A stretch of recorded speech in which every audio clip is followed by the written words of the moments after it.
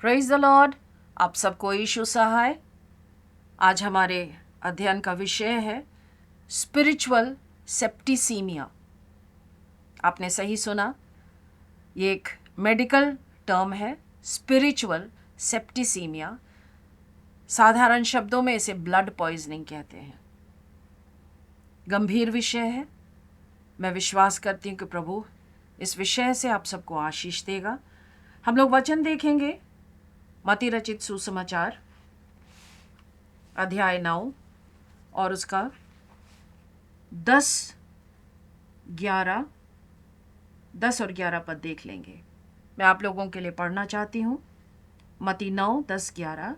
फिर ऐसा हुआ कि जब वह घर में भोजन करने बैठा था तो देखो, बहुत से चुंगी लेने वाले और पापी आकर यीशु और उसके चेलों के साथ भोजन करने लगे। और जब फरीसियों ने यह देखा तो उसके चेलों से कहा, तुम्हारा गुरु चुंगी लेने वालों और पापियों के साथ क्यों खाता है? मेरे प्रियो, यहाँ प्रभु यीशु के एक्टिविटीज को हम देख रहे हैं और जो प्रतिक्रिया हो रही है लोगों के बीच में वो हम देख रहे हैं। बाकी लोगों के विषय में कुछ बताया नहीं गया है। सामान्य उनका रिएक्शन रहा होगा, थोड़ा सा आश्चर्य हुआ होगा उनको प्रभु यीशु के कंपनी को देखकर, किस तरह के लोगों के साथ प्रभु मिल रहे थे, बात कर रहे थे, बैठ के खाना पीना कर रहे थे। लेकिन यहाँ हम फरीसियों पर अपना ध्यान केंद्रित करेंगे और उनकी प्रतिक्रिया, उनके बोली व्यवहार, ये हमारे लिए बहुत शिक्षा का कारण हमेशा से रही हैं और हमें हमेशा से पढ़ के उनके विषय में जानना है, क्योंकि ये एक खंड है, एक तरह के लोग हैं जिनके विषय में प्रभु यीशु ने बार बार चेतावनी दी है वचन में ही, अलग अलग, चाहे वो मत्ती हो, मरकुस हो। इन सुसमाचारों में हम पाते हैं अलग अलग स्थानों में उनके विषय में बहुत ही कड़े शब्दों में प्रभु यीशु ने बताया है, बोला है, उनको डांटा है। और हमें ध्यान रखना है कि हमारे अंदर कितना फरीसीपन है। नहीं है तो सारी महिमा प्रभु को मिले, लेकिन कुछ ना कुछ अंश तो रहता ही है और इसी बात के लिए हमें संघर्षपूर्ण रहना है, लगातार कोशिश करना है कि हमारे अंदर से जाता रहे, खत्म हो जाए, हम इसे पैरों तले रौंदने पाए। फरीसियों ने क्या कहा चेलों से? तुम्हारा गुरु चुंगी लेने वालों और पापियों के साथ क्यों खाता है? हम लोग समाज के लोगों को दिखाने के लिए, अपने कंपनी के लिए बहुत कॉन्शियस रहते हैं। हम लोग चाहते हैं कि हम ऐसे लोगों से मिले, इंटरैक्ट करें, उठे बैठे, जो बहुत संभ्रांत हैं, अच्छा खाते पीते हैं, अच्छा स्टैंडर्ड के लोग हैं, उनका एक स्टेटस हो। और यहाँ प्रभु यीशु के हम नम्रता को पा रहे हैं, दीनता को पा रहे हैं, ह्यूमिलिटी। वो भेदभाव तो बिल्कुल ही नहीं करते थे और उनके पास जाते थे जिनको उनकी आवश्यकता थी, ज़रूरत थी। उसके जो जवाब वो देते हैं उसी से हमें समझ में आता है कि किसके पास वो जाते थे। उनका फोकस उन पर रहता था जिनको उनकी सेवा की ज़रूरत थी। हम 12वें पद में देखते हैं, परंतु जब उसने यह सुना तो कहा, उसने अर्थात प्रभु यीशु ने, भले चंगों को वैद्य की आवश्यकता नहीं, परंतु बीमारों को होती है। परंतु जाओ और इसका अर्थ सीखो, मैं बलिदान नहीं पर दया चाहता हूँ, क्योंकि मैं धर्मियों को नहीं परंतु पापियों को बुलाने आया हूँ। प्रभु अपने मिशन को कभी भी नहीं भूलते थे, चाहे वो जहाँ भी रहे। जिस काम से उन्हें भेजा गया था स्वर्ग से पृथ्वी पर, उस काम को पूरा होना था। और वो कितना भी रिलैक्स्ड रहें या कितना भी व्यस्त रहें, वो अपने इस पर्पस को, इस मिशन को कभी भी नहीं भुलाते थे। और ये हमारे लिए बहुत बड़ी शिक्षा है, एक बहुत ही अच्छा चीज़ है जिसका हम अनुसरण करें। उनको सेवा करना था और वो सेवा करने के लिए हमेशा तत्पर रहते थे। हम देखते हैं, वापस आते हैं फरीसियों की स्थिति, उनके हृदय की हालत। और जो वो सवाल करते हैं। और मैंने जो विषय आपको बताया उसको मैं रिलेट करना चाहूँगी फरीसियों के साथ, स्पिरिचुअल सेप्टिसीमिया अर्थात ब्लड पॉइजनिंग। हमारे शरीर के हर अंग में, हर रग में लहू बहता है। लहू का बहुत इंपॉर्टेंस है। साधारण आदमी जिसको मेडिकल साइंस का कोई भी नॉलेज नहीं है वो भी आपको समझा सकता है कि लहू बहुत ही महत्वपूर्ण है हमारे जीवित रहने के लिए। मैं वचन से जो बातें जानती हूँ, मैंने जो सीखा है, मैं वो आपके साथ शेयर करना चाहती हूँ। लेव्य व्यवस्था की पुस्तक जो पुराने नियम में पाई जाती है, उसका 17 और 11 पद में, 17 अध्याय 11 पद में ऐसा लिखा है, लहू में प्राण है। आगे, शरीर का प्राण लहू में है। परमेश्वर ने लहू को वेदी पर प्रायश्चित करने के लिए दिया है, अर्थात प्राण का प्रायश्चित लहू से ही होता है। लहू में प्राण है। जब एक्सीडेंट्स होते हैं, कोई चोट लगता है, सबसे पहले देखा जाता है कि कितना गहरा चोट है और कितना लहू बह रहा है। अगर तेज बहाव है तो सबसे पहले मदद के रूप में सबके सब, चाहे वो मेडिकल पर्सन हो, नॉन मेडिकल पर्सन हो, यही कोशिश करते हैं कि लहू का बहाव रोक दिया जाए। वहाँ पर पट्टी बांध दिया जाता है, कपड़ा बांध दिया जाता है, कुछ ना कुछ किया जाता है कि लहू का बहाव रोका जाए। कारण लहू बह जाएगा तो प्राण भी निकल जाएगा। और जो व्यक्ति है, पुरुष हो या महिला हो, जवान हो या वृद्ध हो, उसकी मृत्यु हो जाती है।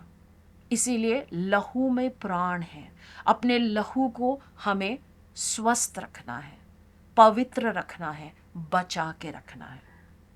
अब जिस तरह के आज का जीवन हम जी रहे हैं, जिस तरह का आज का एनवायरनमेंट है, पर्यावरण की जो स्थिति है, हर कहीं पोल्यूशन है, हर कहीं सब कुछ दूषित हो चुका है।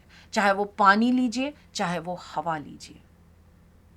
बहुत से ऐसे शहर हैं जहां पोल्यूशन रेट इतना हाई है कि लोग घर के अंदर ही रहते हैं, एसी में ही रहते हैं, और एसी से, घर से निकल के एसी गाड़ियों में चलते फिरते हैं। बाहर की हवा जितना हो सके अवॉइड करते हैं। लेकिन ये कितना प्रैक्टिकल है? ये कितना प्रैक्टिकल है? वो तो हो गया नेचुरल एनवायरनमेंट। जब हम आत्मिक एनवायरनमेंट को देखते हैं तो करीबन वैसी ही स्थिति है।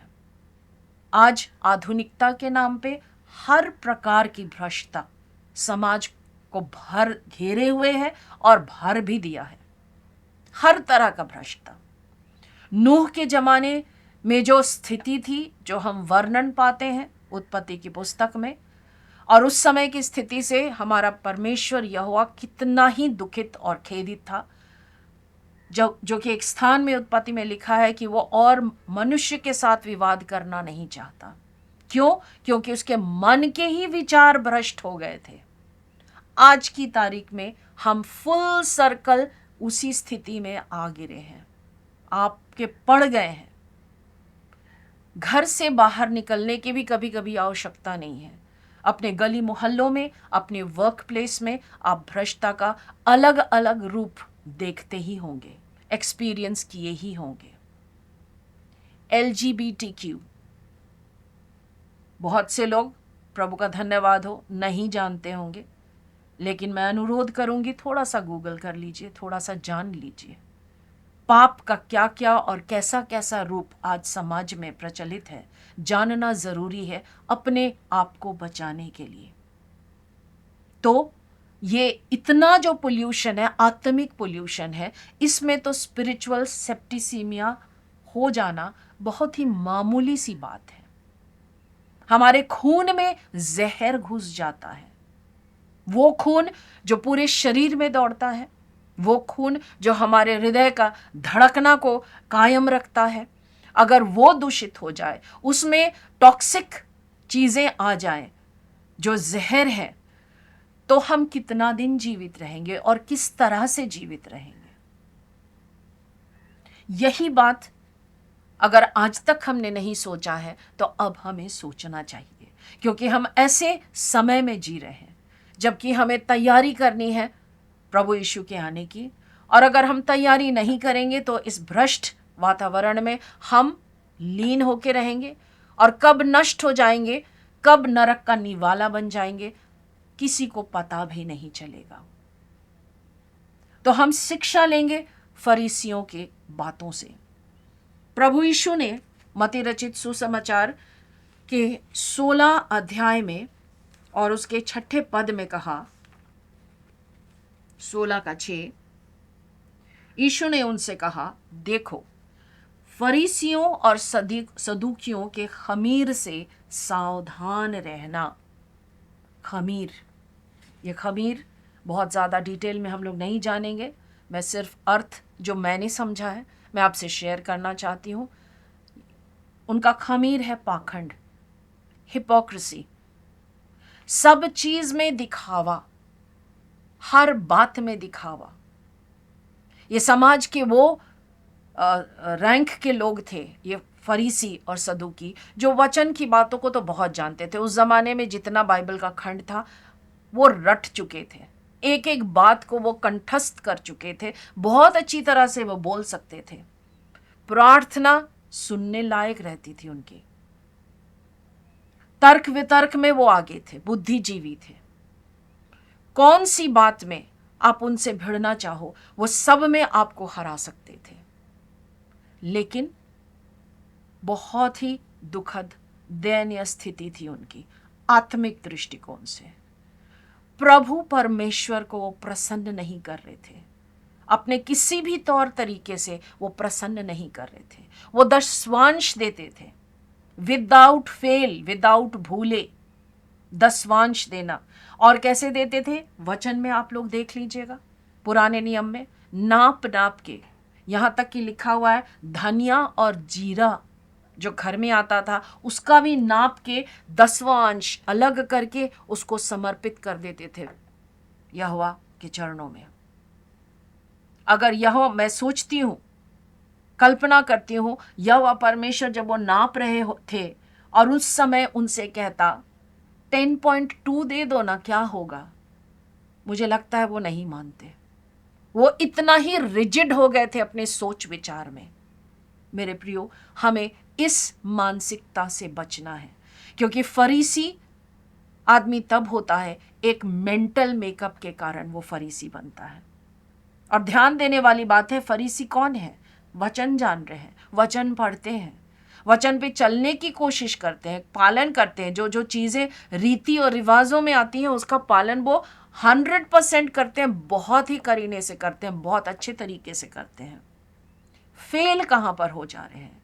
जब बात आती है, जब प्रभु कहता अपना हृदय मुझे दो, अपना जीवन मुझे दो, मुझसे प्रेम करो, दया करो दूसरों पर, ये बातें हैं जहां प्रेम आधारशिला है, वहां पे वो फेल हो जा रहे हैं। प्रभु कहता है हिपोक्रेसी से बचो। प्रार्थना नहीं करने का मन है, मत करो, लेकिन दिखावे की प्रार्थना मत करो। अगर हृदय में प्रेम नहीं है, किसी के लिए बोझ नहीं है, तो लिप सर्विस मत करो, क्योंकि ये फरीसियों के खमीर से निकलने वाली प्रार्थना है जो स्वर्ग के सिंहासन, उस अनुग्रह के सिंहासन तक नहीं पहुंचती है। मेरे प्रियो, लहू में प्राण है, लहू को सुरक्षित रखना है। और लहू सुरक्षित कैसे रहेगा? जिसने हमारे लिए अपना लहू बहाया उसके साथ हमें जुड़ जाना है, सुगठित हो जाना है, बंध जाना है, तभी हमारा लहू सुरक्षित रह सकता है।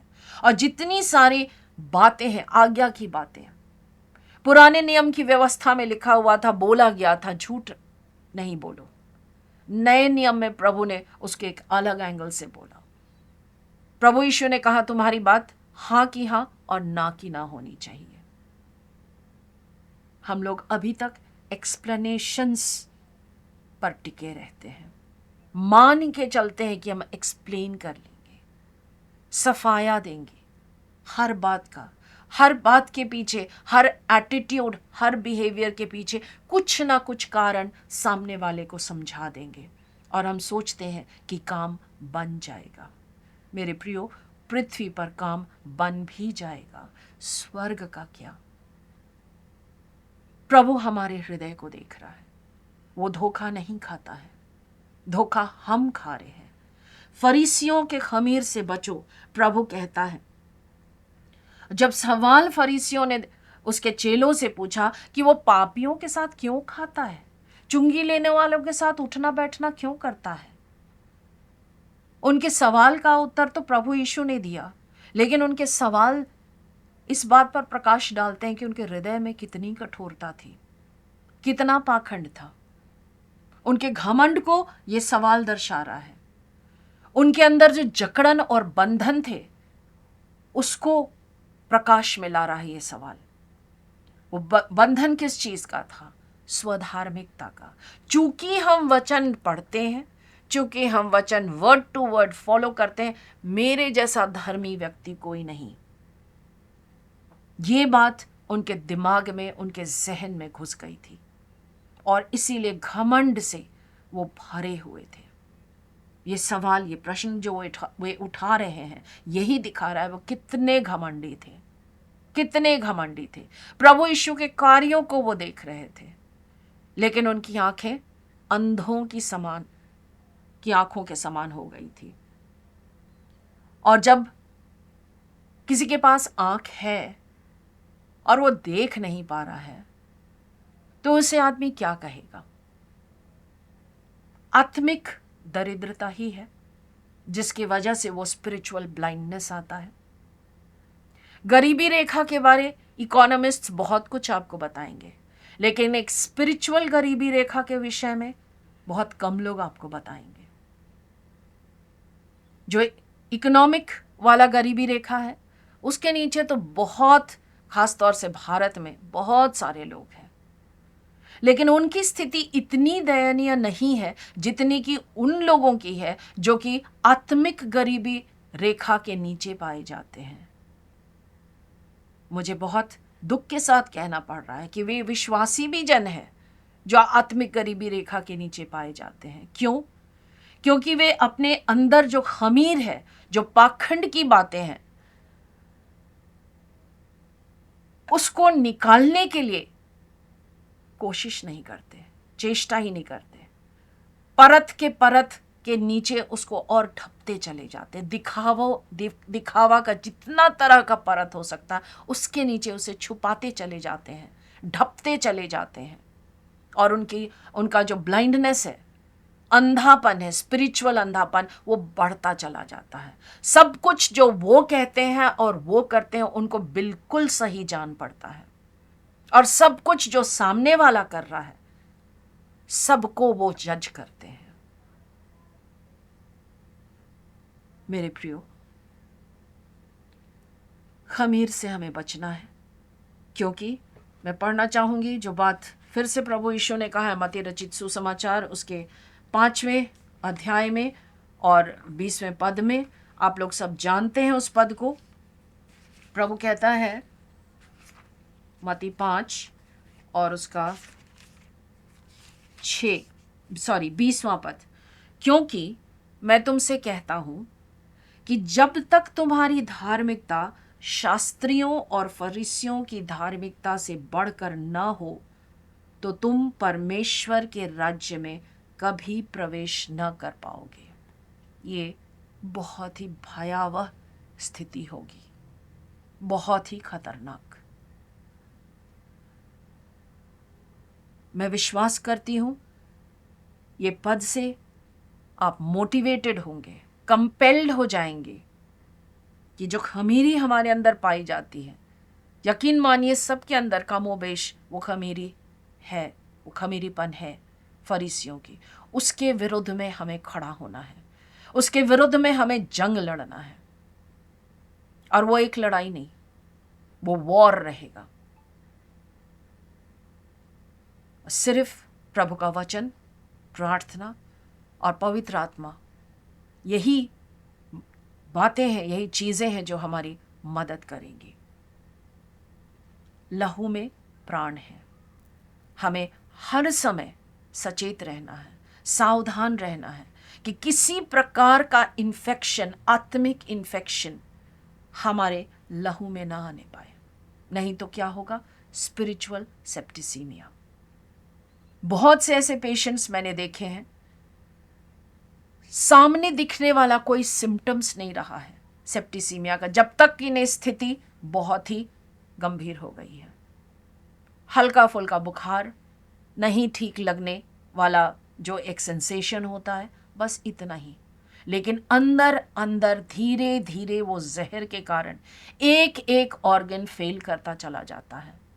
मांसपेशियां पूरी तरह से कमजोर होती चली जाती हैं, और बाकी और जितना और तरह का इन्फेक्शन हो सकता है, सब तरफ से आक्रमण हो सकता है हमारे शरीर में।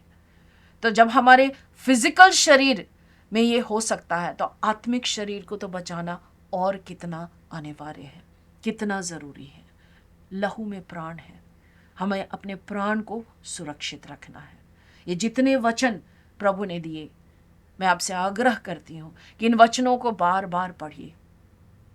आज हमें बलिदान नहीं चढ़ाना पड़ता है, क्योंकि प्रभु यीशु ने एक ही बार अपना लहू बहा दिया। सब बलिदानों का वो परंपरा अब खत्म हो गया। अब प्रभु सिर्फ हमारा हृदय चाहता है, हमारा प्रेम चाहता है।